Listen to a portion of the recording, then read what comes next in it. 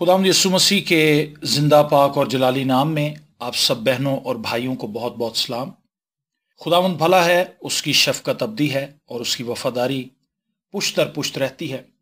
मेरे साथ निकालिए यूहन्ना रसूल की मार्फत अंजीली बयान, उसका 10वां बाब और उसकी 11 ता 16 आयात खुदावंद के जिंदा पाक कलाम में से हम तिलावत करेंगे। और खुदावंद के जिंदा कलाम में यूं मरकूम है, अच्छा चरवाहा मैं हूं, अच्छा चरवाहा भेड़ों के लिए अपनी जान देता है। मजदूर जो ना चरवाहा है ना भेड़ों का मालिक, भेड़िए को आते देखकर भेड़ों को छोड़कर भाग जाता है और भेड़िया उनको पकड़ता और परागंदा करता है। वो इसलिए भाग जाता है कि मजदूर है और उसको भेड़ों की फिक्र नहीं। अच्छा चरवाहा मैं हूं, जिस तरह बाप मुझे जानता है और मैं बाप को जानता हूं, इसी तरह मैं अपनी भेड़ों को जानता हूं और मेरी भेड़ें मुझे जानती हैं और मैं भेड़ों के लिए अपनी जान देता हूं। और मेरी और भी भेड़ें हैं जो इस भेड़ खाना की नहीं, मुझे उनको भी लाना जरूर है और वो मेरी आवाज सुनेंगी। फिर एक ही गल्ला और एक ही चरवाहा होगा। आमीन।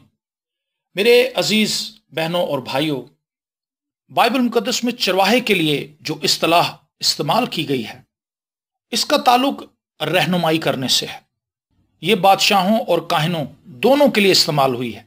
यानी जिस तरह एक अच्छा बादशाह अपनी कौम की खबरगिरी करता है, बिल्कुल इसी तरह एक काहिन, रूहानी पेशवा लोगों को खुदा की राहों की बाबत तालीम देता है। गोया चरवाहा एक रहनुमा होता है जो अपने लोगों की रहनुमाई करता है।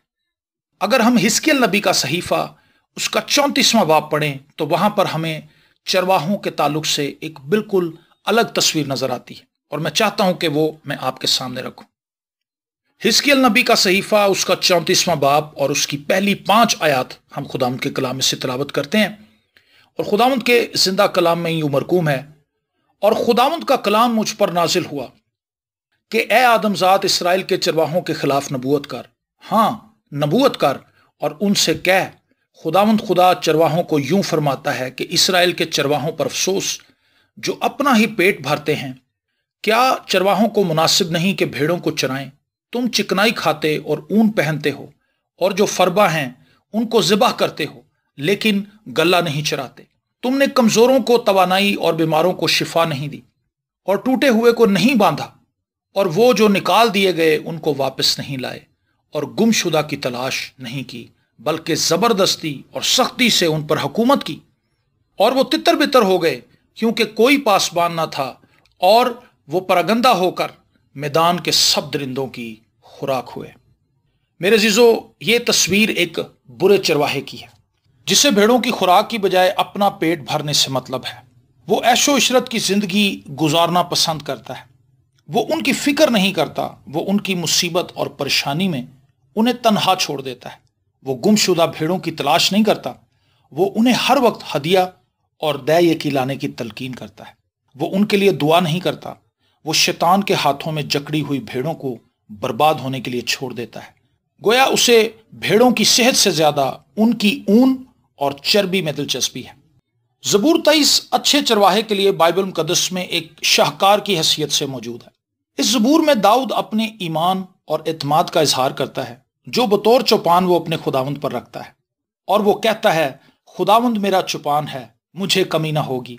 वो मुझे हरी हरी चरागाहों में बिठाता है, वो मुझे राहत के चश्मों के पास ले जाता है, वो मेरी जान को बहाल करता है, वो मुझे अपने नाम की खातिर सदाकत की राहों पर ले चलता है।